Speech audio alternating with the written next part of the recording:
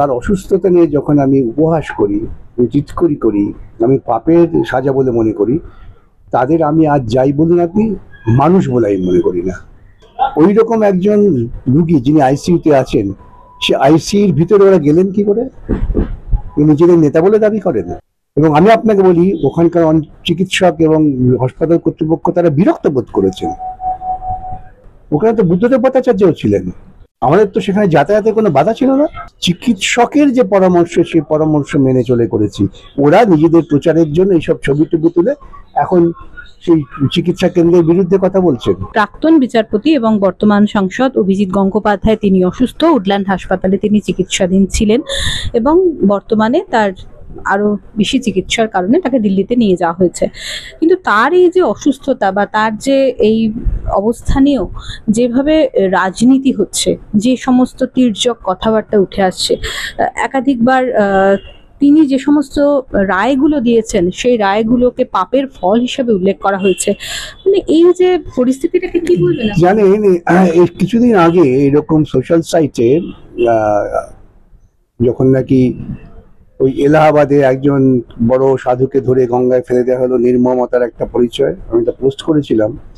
তখন একজন তথাকথিত হিন্দু প্রেমিক, তিনি হিন্দু কিনা আমি জানি না, লিখেছিলেন যে এই আমাকে উদ্দেশ্য করে মরার সময় কষ্ট পেয়ে মারলেন। তা আমি তাকে লিখেছিলাম, ভাই রামকৃষ্ণ দেবের থেকে তো বড় ভক্ত তোমরা না। রামকৃষ্ণদেব মারা গেছিলেন খুব কষ্ট পেয়ে। এই কষ্ট পেয়ে মৃত্যুর সঙ্গে তোমাদের তথাকথিত ধর্মের কি সম্পর্ক? ঈশ্বরের কি ভূমিকা আছে? তাহলে তো বলতে হয় ঈশ্বরের সবচেয়ে বেশি পাপী ছিলেন শ্রীরামকৃষ্ণ।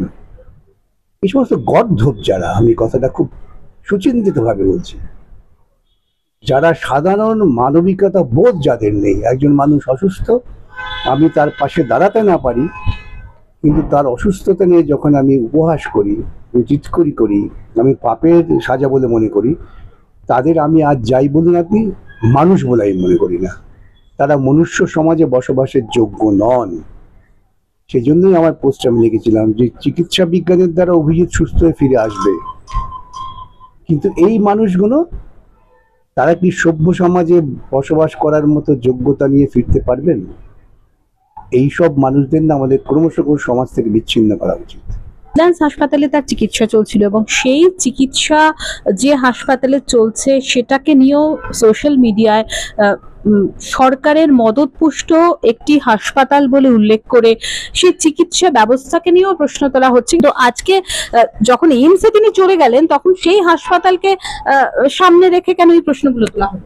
জানি না যারা হাসপাতাল নিয়ে প্রশ্ন করছেন, তবে একটা কথা বলতে পারি, এটা খুব তিক্ততার প্রশ্ন উঠবে।